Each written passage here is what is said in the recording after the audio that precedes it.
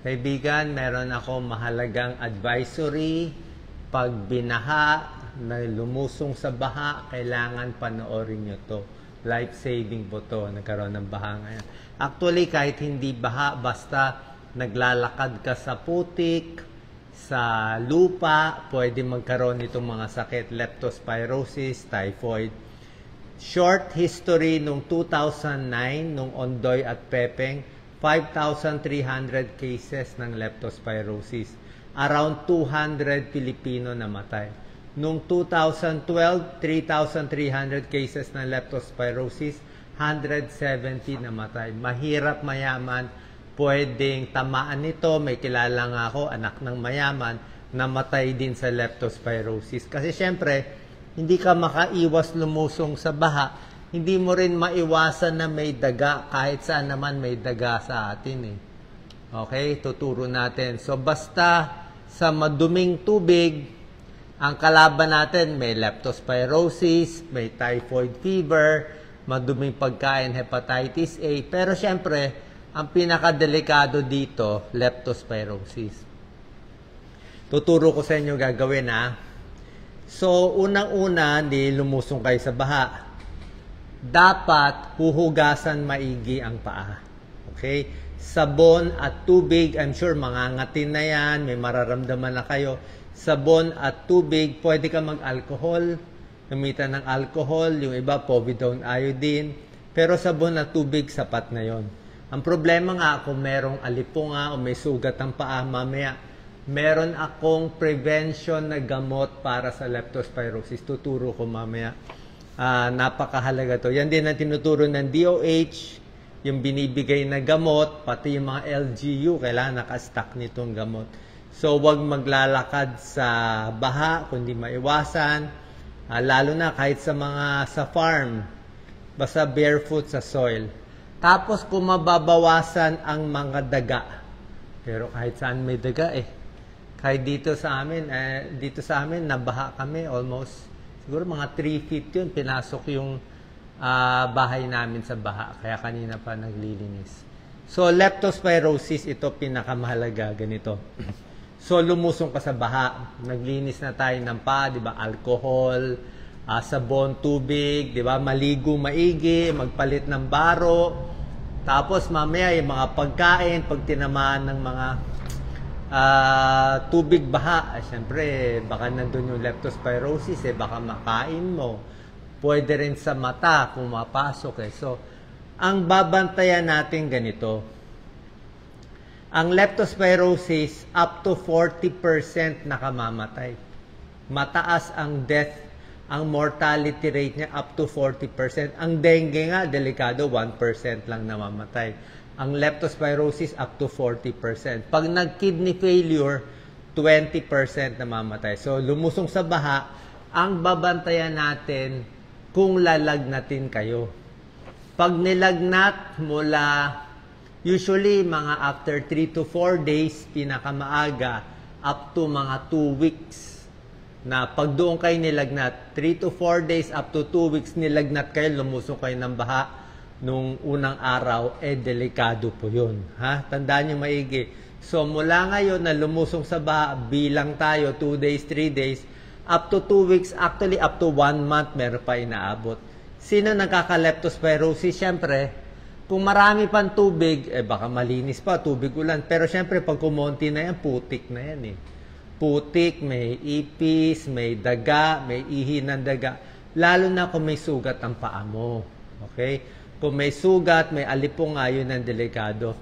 Marami tinatamaan leptospirosis, farmer, fisherman, construction worker, lahat, lalo na yung matagal nakalubog sa baha. So, ganito mararamdaman, high fever, headache, muscle pain, sobra sakit sa binti, at naninilaw ang mata. Okay? So, ganito gagawin. Basta nilagnat, mula ngayon, basta nilagnat, within 1 day pa lang, 1 day, 2 days, pa-check agad sa doktor. Sabihin, Doc, nilagnat ako ngayong araw, lumusong ako sa baha 3 days ago, 5 days ago, 7 days ago. Usually, a-admit ka sa ospital at bibigyan ng antibiotic sa swero. Ulitin ko, a-admit sa ospital, bibigyan ng gamot sa swero, nakakabuhay. Mabilisan to. Kailangan 1 to 2 days pa lang yung lagnat, mabigyan ka na ng antibiotic, maliligtas yung buhay. Hindi tayo aabot sa 40% mortality na namamatay. Pero pag hinintay mo yung lagnat mo 3 days, 4 days, 5 days, kahit bigyan ka ng antibiotic, late na. Kumalat na yung leptospirosis. Yun ang problema. Okay, pag hindi gano'n maintindihan, ulitin na lang itong video. Sa daga. Hindi lang tao nagkaka-leptospirosis, kahit aso. Ingatan ang pets. Yung aso, baka nakainom ng tubig, nakagat ng daga, o nandun sa madumi, pwede rin siya magkaroon ng leptospirosis. At pag naka-leptospirosis yung aso, ang dumi, ihi niya, kailangan ingatan din. Pwede rin mag-transmit. So, pag nilagnat yung aso, masama pakiramdam, papacheck din sa vet. So, yan ang leptospirosis. Yan, naninilaw mata, maduming tubig sa daga. Ang daming daga sa atin. Kaya minsan maganda may pusa. May alaga kami pusa dito para mahabol yung mga daga. Ito po ang pinakamahalagang slide. Pakinggan nyo maigi. Ang gamot na binibigay na prevention sa leptospirosis, sabi to ng DOH, sabi to ng buong mundo, I'm sure may ilang LGU na magagaling yung mga city health officer nag-i-stock na nito. Doxycycline. Okay? Dapat binibigay ito sa lahat ng tao na adults na nakitira sa lugar na binaha. Ganito gagawin natin. Ang pag-inom nito, 100 milligrams doxycycline, yan ang generic, 2 capsules once a day.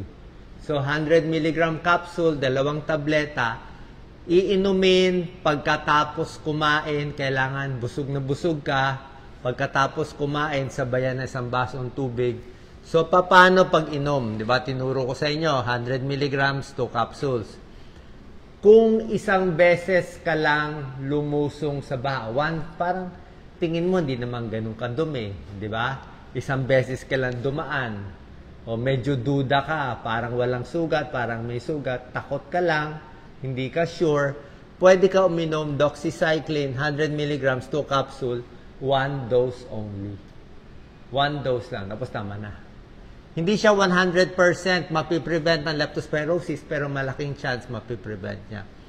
Ngayon, kung lumusong ka sa baha ng mas matagal, yung talagang madumi, o dito kami sa Pasay, nalubog talaga madumi sa tabi ng palengke, puro bulok na mga gulay, pagkain, may mga daga, may mga ipis, tapos may sugat ka pa sa paa, ganito gagawin mo. Doxycycline, 100 milligrams, 2 capsules, ituloy-tuloy mo every day for 5 days.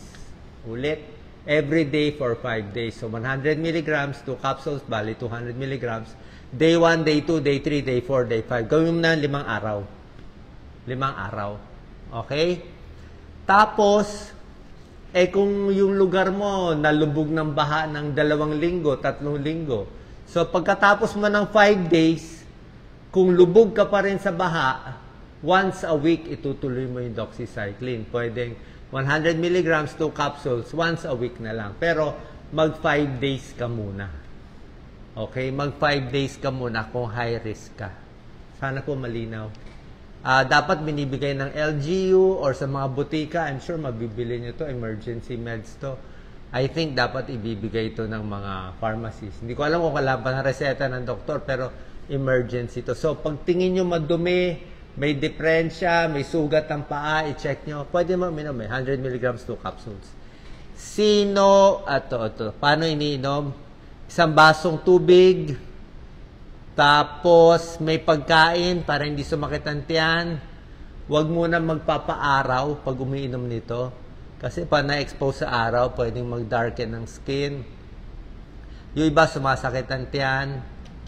Sino ang bawal uminom? Okay? ang bawal uminom, 8 years old or mas bata. So, 8 years old mas bata, wag muna. Buntis, wag muna. Okay, pag buntis, wag muna. Breastfeeding, wag muna inom, di pwede. Children 8 years old and below, hindi rin po pwede. Possible side effects, baka mag-rash, may ganyan. Pero wala naman choice eh. Oo. Kung masakit sa tiyan, kaya sinabi ko after meals. Okay? Sana po malinaw yon. Kasi tulad na sinabi ko, 2009, 200 namatay. Reported lang yon. 2012, 170 namatay. I'm sure nakapanood nyo dati. Sa NKTI, di ba? May baha. Tapos, after 2 weeks, 3 weeks, napuno yung National Kidney Institute natin. Puro na kidney failure dahil sa leptospirosis. Yan ang tinatamaan, naninilaw. Iba yung kulay ng mata nilang dilaw, hindi yellow eh. Yellow-green eh. May pagka-yellow-green. Okay? So, bukod dito, other tips, huwag gamitin ng tubig baha, huwag panlinis na pagkain, delikado, hugas kamay lagi. Diba?